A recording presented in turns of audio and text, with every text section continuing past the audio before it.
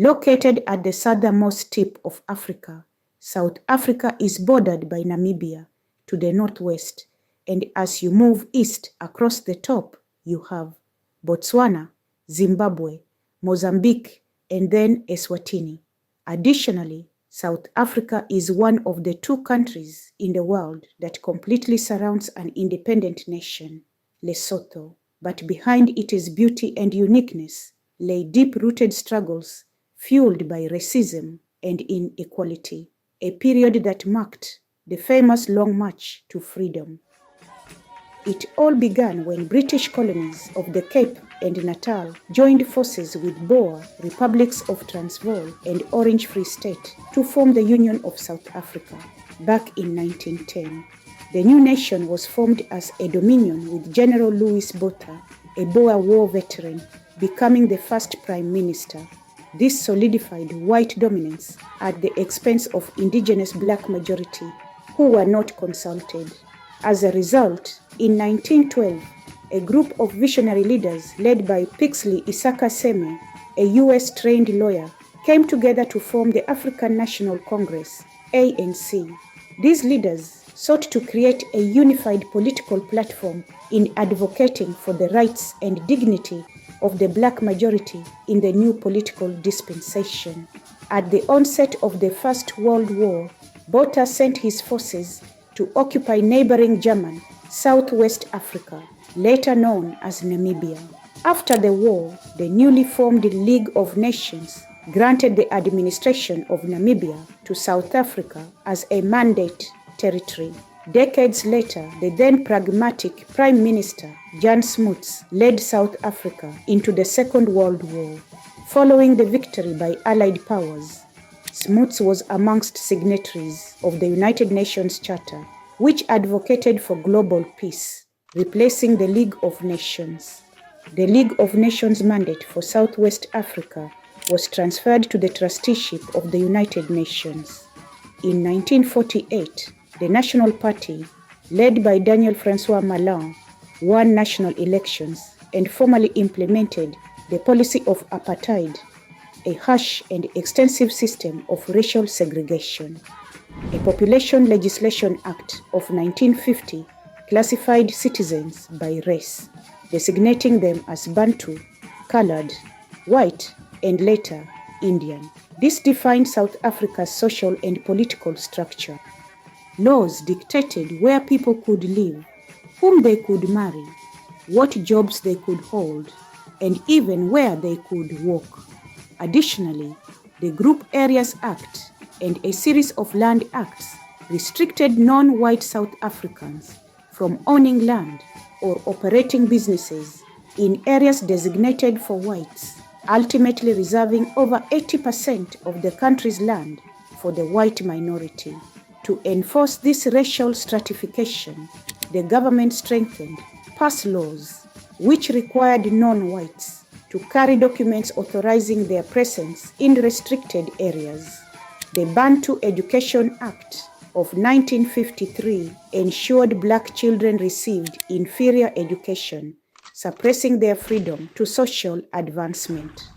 As time went, these events escalated racial conflict, leading to the Sharpeville massacre in 1960, where police shot dead 69 unarmed protesters. Fearing further dissent, the government banned the ANC, forcing it underground. In reaction, independent African member states of the Commonwealth put pressure on South Africa, forcing it to withdraw from the organization in 1961. The same year, leaders such as Nelson Mandela and Oliver Tambo created Umkhonto we Sizwe, an armed wing of the ANC, to conduct a military campaign. This was inspired by successful anti-colonial uprisings in Kenya and Algeria. Further, discrimination intensified with the formation of nominal states, known as Bantustans, that saw millions of blacks forcibly removed from their homes and relocated into the newly internationally unrecognized states. In 1964, Mandela and several others were tried and sentenced to life imprisonment for treason. An informal grouping of independent regional countries known as the Frontline States, was formed in the late 1960s to spearhead campaigns against white minority governments in the region. This enabled the ANC to set up headquarters in Lusaka, Zambia, and continue with the struggle in exile under the leadership of Tambo. Additionally, military training was provided in Tanzania and Algeria. Tensions persisted, most notably the 1976 Soweto uprising, in which thousands of black students protested against the imposition of Afrikaans as the language of educational instruction.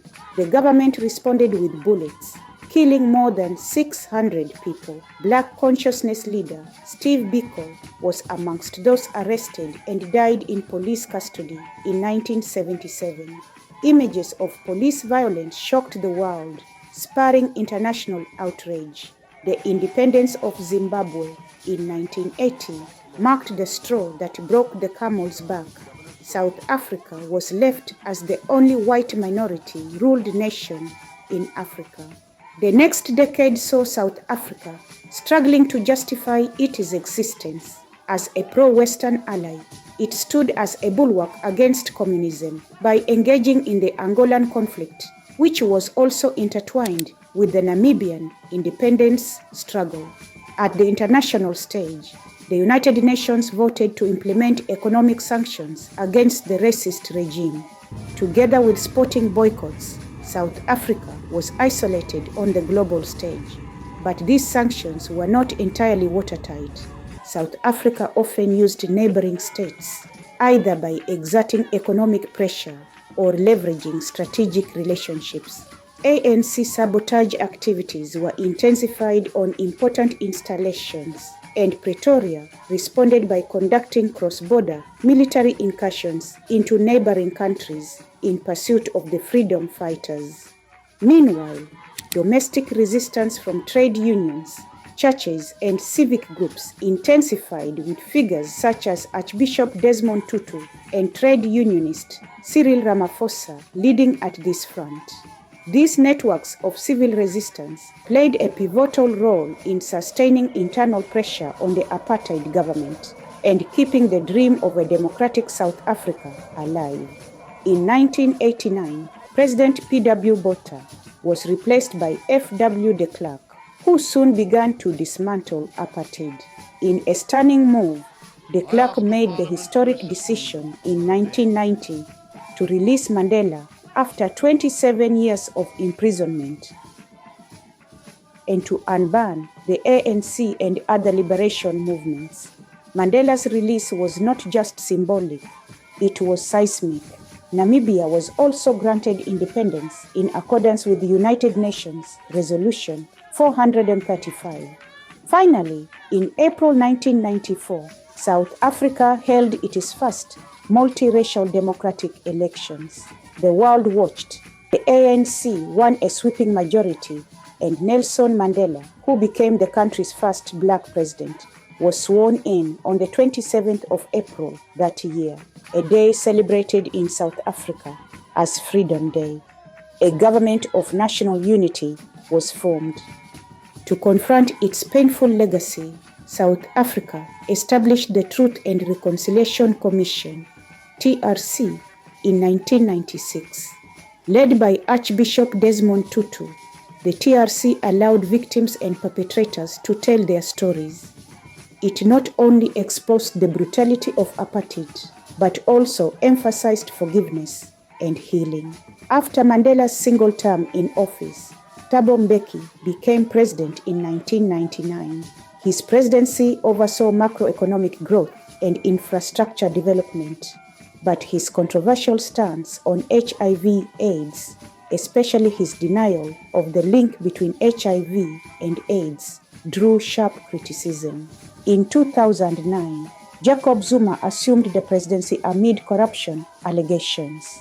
While he initially enjoyed widespread support, his term became synonymous with state capture, a term describing systemic corruption and the hijacking of state institutions by private interests. Amid mounting public pressure and political fallout, Zuma was forced to resign in 2018. Cyril Ramaphosa, a former trade unionist and business magnate, succeeded Zuma, pledging to clean up corruption and restore public confidence. His presidency, however, has faced immense challenges: economic stagnation, persistent inequality, crumbling public services, and high unemployment. In July 2021, riots and looting erupted after Zuma's imprisonment, resulting in over 350 deaths and exposing the nation's deep socio-economic wounds. In 2024, South Africa reached a new political milestone. For the first time since the end of Apartheid, the African National Congress, ANC, secured less than 50% of the vote in national elections, marking a significant shift in the political landscape. This was an expression of public dissatisfaction on the government's performance over the last 3 decades. As a result, the ANC could no longer govern alone and was compelled to form a coalition government with the Pro-Market Democratic Alliance, DA. Meanwhile, land reform has returned to the national conversation with renewed urgency. The ability to correct these historical injustices and protect property rights and economic stability will be key in restoring public trust. This is the post-independence history of South Africa.